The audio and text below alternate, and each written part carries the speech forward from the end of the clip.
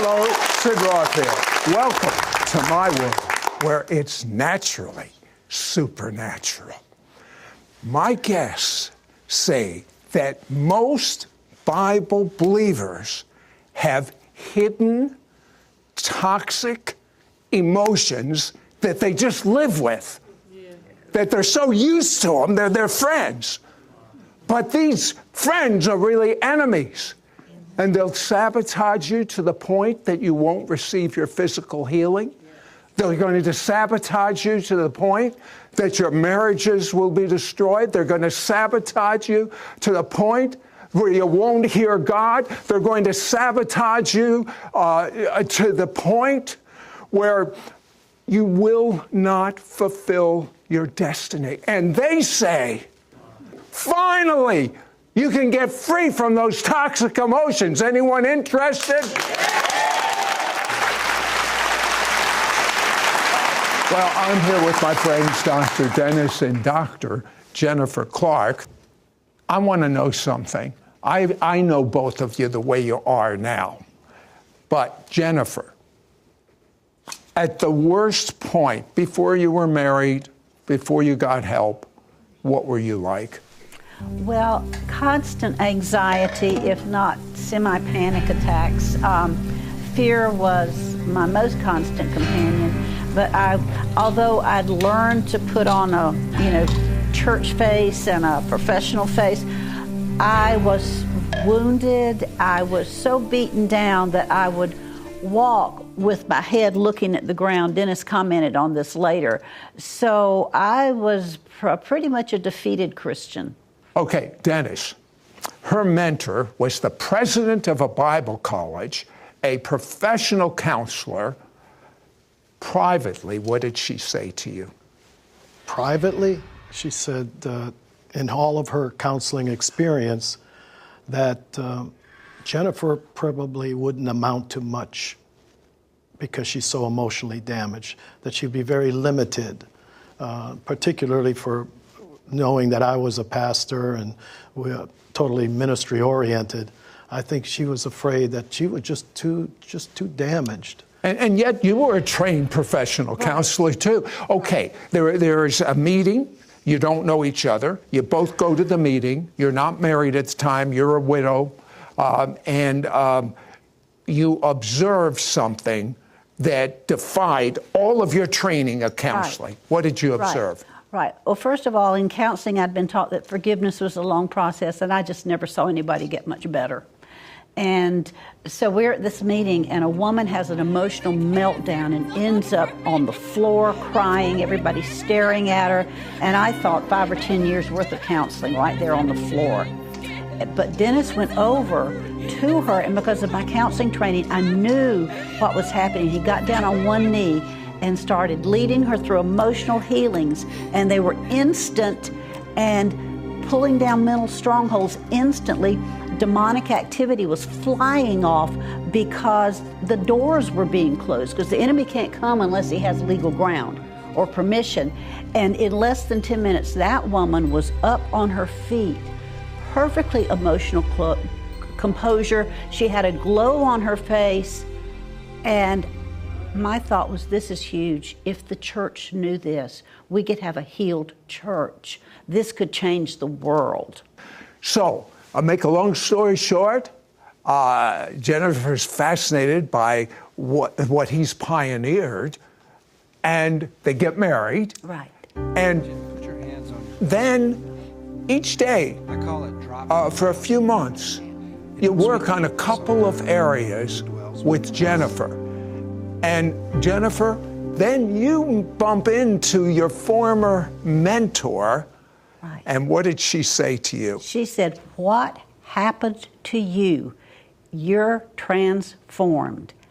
And I was just a couple of months in marriage, Dennis discipling me, teaching me how to tap into the fruit of the Spirit, which I never knew you could really do, and dealing with these toxic emotions, because by the time we're adults, we have a whole trainload full of baggage that we've accumulated. And in dealing with that and really getting set free from my toxic emotions for a couple of months, totally changed my life. I could hardly remember the wounded, defeated woman I had been before. From a psychology viewpoint, is there any way someone like you could get free in 60 days? No. No. The best the world has to offer, No. anyway. No. And then God spoke to you after you were free. What did he say? He said, you need to take this to the world. The church needs to learn this. And it's really demystifying how to live in the Spirit, demystifying how to go to Jesus in us to meet your needs. You see, we say we're not counselors. We don't do counseling. We teach believers. We're coaches. We teach believers how to go to Jesus in them. And that's the secret, because everything we take to Jesus, it's easy for him. And forgiveness is instant when we go to Jesus. But there are even Christian programs that take so long. You're telling me that from the biggest trauma to the minor thing that's just a problem for the individual, you can get instant freedom? Seconds. Seconds? Yes. And see, we don't need to hear somebody's long story. All we have to do is coach them in how to go to Jesus in them and let Jesus show them. A little later, we're going to teach you how to do this right on this show. But in the meantime, CDC has said that 90% of diseases are emotionally based, which means if in seconds you can get rid of the toxic emotions, guess what happens to your diseases? Your lightning brain has told you. I'll be right back. We'll be right back to It's Supernatural. When I asked them my first question, you are going to find out why so many of the promises of God that you've been begging God to answer haven't been answered. And Jennifer, you gave me the key, and of course it's in the Bible, but you gave me the key from science. Science has proven we have two brains. Explain that. Well, in 1999, a gastroenterologist discovered that we have a second nervous system that he called a second brain. And where this is located is in the gut. Neurons are in sheaths that line our entire intestinal, our stomach, our esophagus, our bowels, and this is our emotional processor. That our gut, we have a thinking brain and we have an emotional brain, and our emotional brain tells our thinking brain how we feel. Dennis, you told me it is possible to live in the Spirit 24/7. You told me it's possible to develop your spirit to such a point that you have discernment whether someone's telling the truth or not. Tell me how that works with you. In every case, from the very inception as a baby Christian, when I would be communing with God, and I just loved being in His presence, and I would see a face flash before my mind, and I would lose that peace. And the Lord spoke to me, said, don't let anything come between what you and I have together. So I learned it just as a principle of not having anything between us. And so any negative emotion, whether it was anger toward a foreman at work or what have you, was coming between me and my Jesus. So I learned at an early place to just release forgiveness, and the ugly emotion would go, but I could still picture that foreman without the poison. And I saw that forgiveness has to flow. We know it's Matthew 18, but forgiveness has to flow from the heart. And when forgiveness flows from the heart, the internal evidence is peace. And from the place of peace, you discern everything going around you, good or bad. Studio audience, I don't know about you. I'm experiencing that peace as he's talking. Are some of you catching that?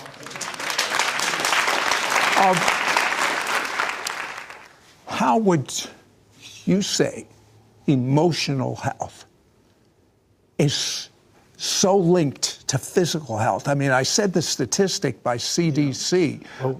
We saw it primarily when we were spent a number of years traveling church to church. We would see people who were dealing with, just really repenting and releasing forgiveness to mothers, fathers, issues of life, and they were pleasantly surprised by physical healings that they weren't even pursuing at that point in time. And I said, there's the connection between the emotional freedom and health in general, yes, but we saw the manifestation of actual physical healing. The one that really amazed me was a young man, received forgiveness for his father. He said he always tried to forgive his father for years. Well, he was sincere, but doing it from his head. When I taught him how to release it from his heart, he just sobbed and released it. Peace was then evidenced after the forgiveness, and he was instantly healed of color blindness. Now, even Jennifer said with all her counselor training, no one would have linked that. If God knit us together in our mother's womb, I really only trust him to search my heart and see where the tangles are, because they're beyond our training. Jennifer, how's this work with marriage? One of the most wonderful stories is a couple who got divorced, worked through the 60-day challenge individually. After their issues were dealt with, they were able to fall back in love and remarried. Well, I'd say that is supernatural.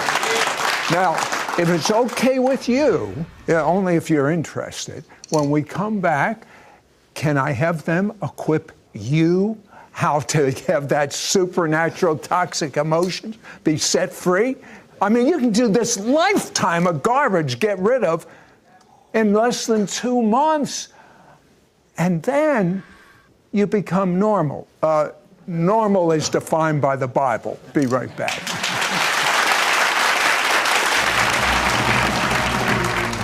We'll be right back to It's Supernatural.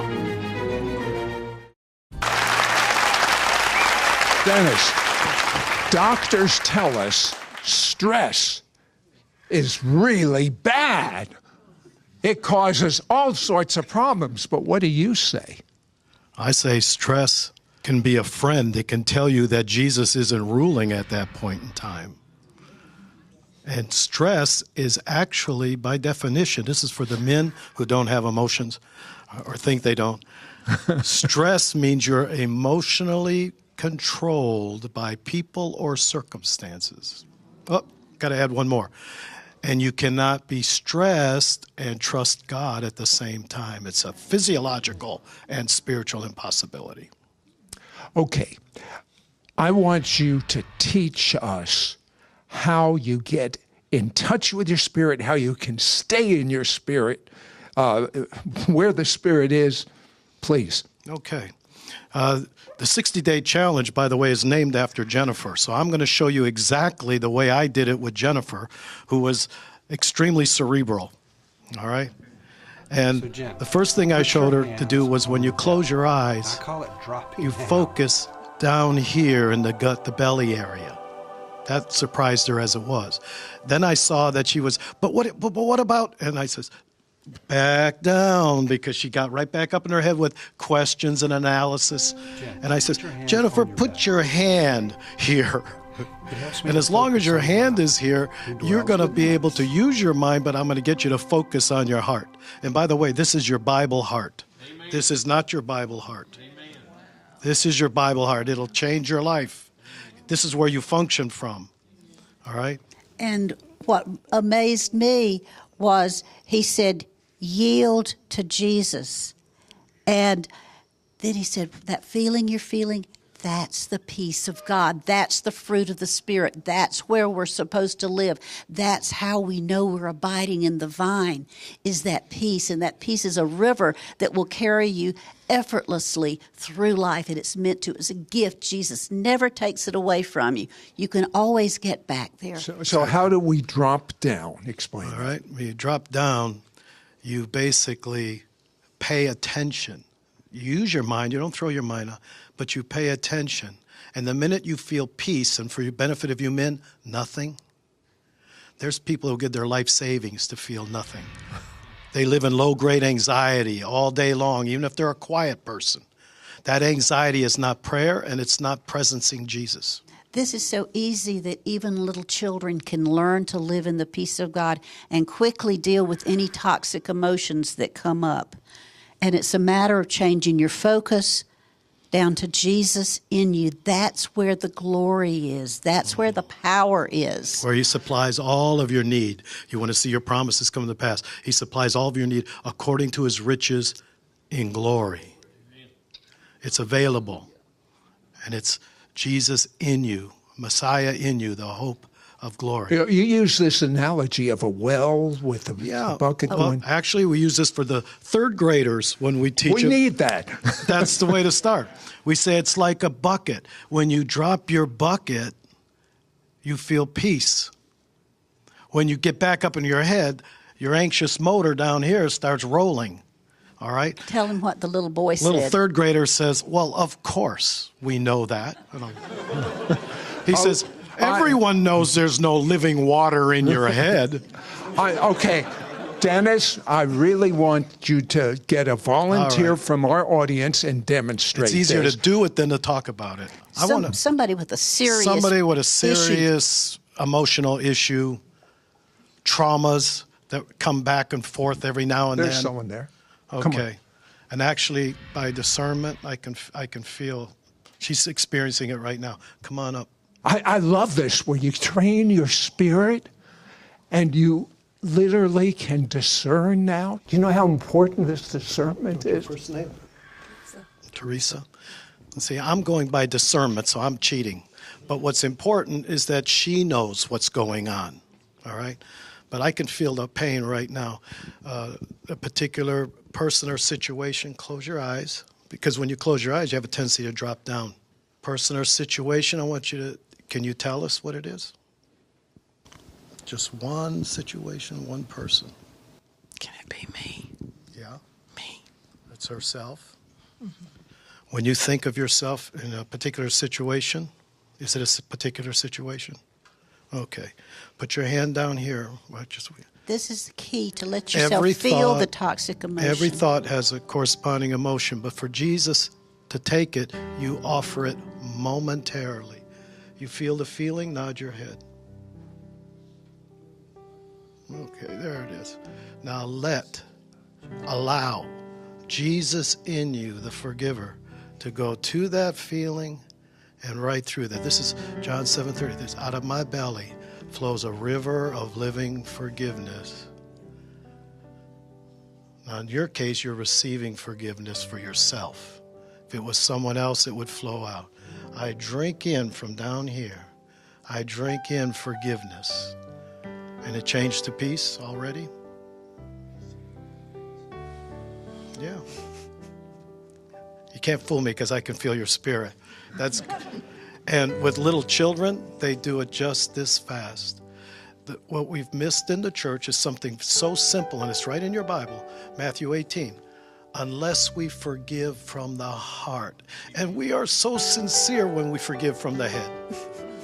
And then we battle with it for years. Look at, do you see the countenance change? We see this on third graders, second graders. Now, where that peace now resides, nobody can take it away. When God leaves,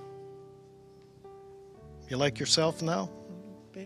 Better. When God leaves his peace, it's permanent. He himself is our peace, and he never leaves us.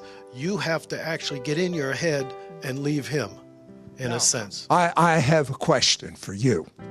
It's an important question. Take a look at Jennifer. You heard what she was like. How would you like to be like her in 60 days? Yes. How about you?